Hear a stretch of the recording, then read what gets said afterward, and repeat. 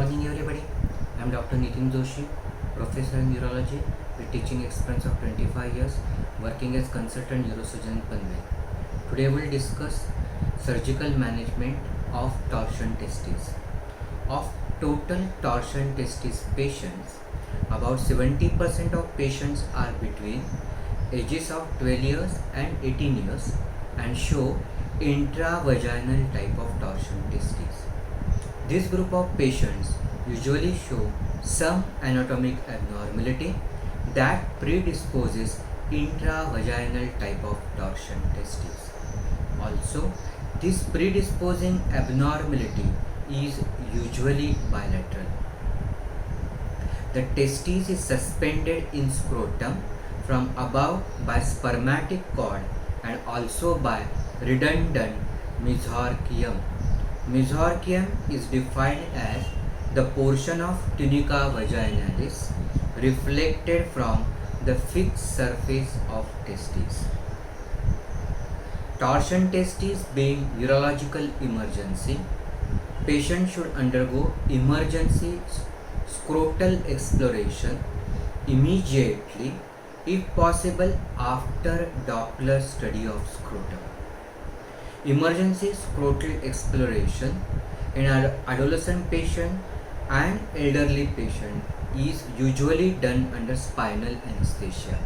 Still, one can give cord block, that is injecting plain 2% lignocaine with 0.5% sensorcaine at neck of scrotum so as to block ilioinguinal nerve. This will give postoperative analgesia for longer duration. The maximum dose of local anesthesia for 2% plain xylocaine is 5 to 7 mg per kg, while the dose of 0.5% sensorcaine or bupivacaine is 2 mg per kg. After anesthesia, once parts prepared, painted and draped, grasp the scrotum with thumb and index finger of non-dependent hand and press the testes forward against the scrotal skin and take vertical paramedial scrotal incision of adequate length. Scrotal skin may be edematous.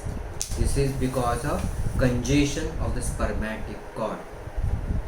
Scrotal layers are dartos, external spermatic fascia, cremastic fascia, internal spermatic fascia. Even these scrotal layers may be edematous secondary to venous congestion. Due to venous congestion, there may be even formation of acute onset secondary hydrocele, that is abnormal accumulation of fluid between visceral and parietal layer of tunica vaginalis. On incising tunica vaginalis, if draining fluid is clear, then it indicates favorable prognosis. On the other hand, if the drained fluid is dark blood stained, then it indicates underlying tissue necrosis and hence less favorable prognosis. Usually, on incising tunica vaginalis, in a case of torsion testes, there is drainage of hemoserous fluid, that is dark blood serum. It is not blood, it is dark blood serum. Just as is seen in case of the torsion of the sigmoid colon, or whenever there is obstructed hernia, strangulated hernia, and there is venous congestion causing darkening of the intestinal wall.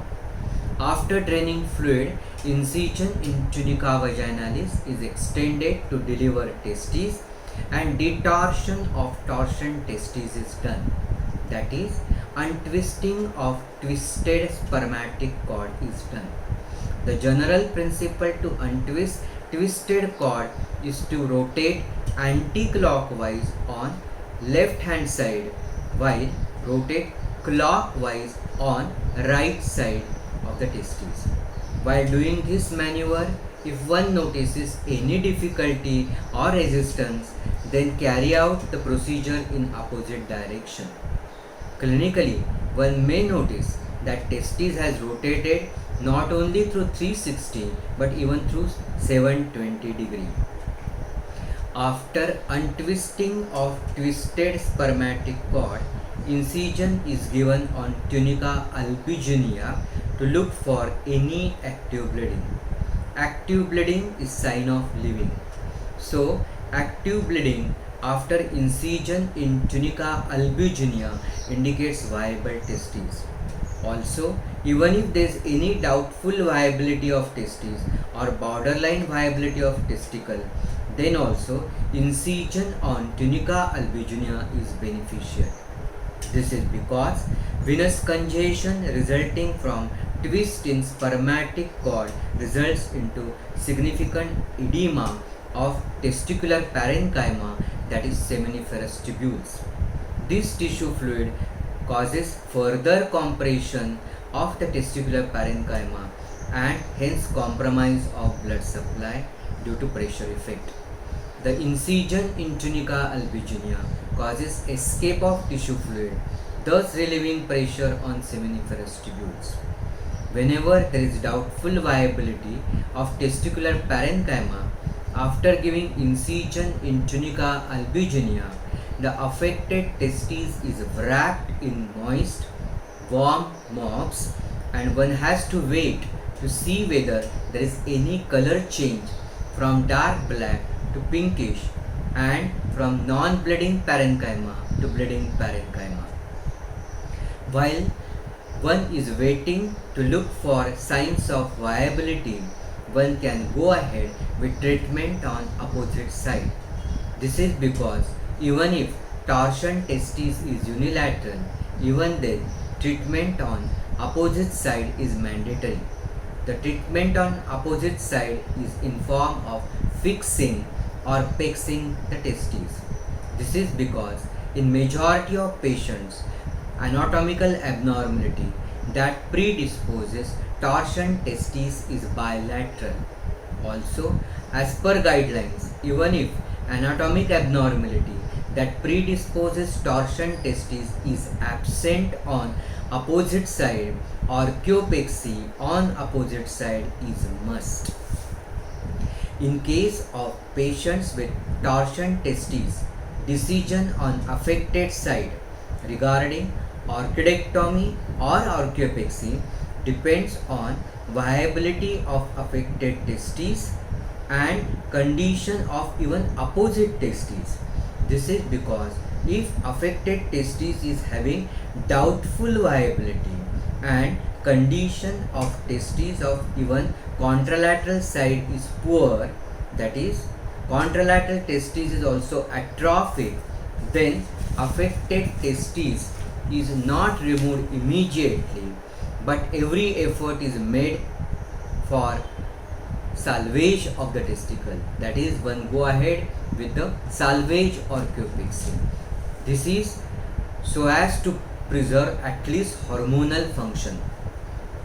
When one is performing salvage orchiopexy in scenario of doubtful or borderline viability of testes, then patient and patient relatives have to be informed regarding doubtful viability of testicle at present, and that if patient develops any superadded infection later date or follow repeat Doppler study of scrotum reveals no blood flow, then one may have to go ahead with delayed orchidectomy, that is orchidectomy done later date. While performing orchiopexy on contralateral healthy side, vertical paramedian scrotal incision is taken. Since normally there is presence of only 3 to 4 cc of thin serous fluid between visceral and parietal layer of tunica vaginalis, incision is deepened through scrotal layers, namely dartos, external spermatic fascia, cremasteric fascia and internal spermatic fascia, slowly, layer by layer. This is because if incision through scrotal wall is deepened suddenly, since there is very little fluid in tunica vaginalis, it may result into accidental injury to tunica albuginea. After incision through all the layers of scrotal wall, tunica vaginalis is exposed. After draining fluid present in the tunica vaginalis, incision is extended and tunica albuginea is now exposed. Eversion of tunica vaginalis is done with 3-0 chromic catgut to prevent possibility of formation of hydrocele later date. After confirming proper hemostasis from the age of incised tunica vaginalis, testes is reposited back in the scrotal sac. While repositing testes, care is taken to see that sinus of epididymis is posterolateral and there is enough space in the layers of scrotum. Now, 3-point fixation of testes to scrotal wall. 3-point fixation means fixation of upper pole, lower pole and equator of testes. Fixation is done through comparatively avascular part of tunica albuginea at upper pole, lower pole and equator of testes with 3-0 or 4-0 Prolene suture with lateral wall of scrotum. In order to take proper stitches, blunt dissection is done so as to develop proper space so that proper stitches can be taken between the tunica albuginea and lateral scrotal wall. So the step of development of lateral scrotal wall, which will help even to reposit the testes back. Lower pole of testes shows more vascularity than rest of testes. When affected testes is salvaged, orchiopexy is done on similar principles like the normal healthy testicle. Corrugated drain is kept and scrotal layers is closed in layers with continuous 2-0 chromic catgut or 2-0 Weichel. Adequate hemostasis, particularly of the dartos layer, is important as dartos receives multiple branches and so it is having significant blood flow. After the skin closure, compression dressing and scrotal elevation is given to reduce edema. In case of patient with torsion testes, when testes is salvaged, that is fixed, then follow evaluation of patient is done with USG scrotum with Doppler for confirming the regaining of blood flow, that is testicular perfusion, and later date any development of testicular atrophy because of poor blood supply. Thank you very much.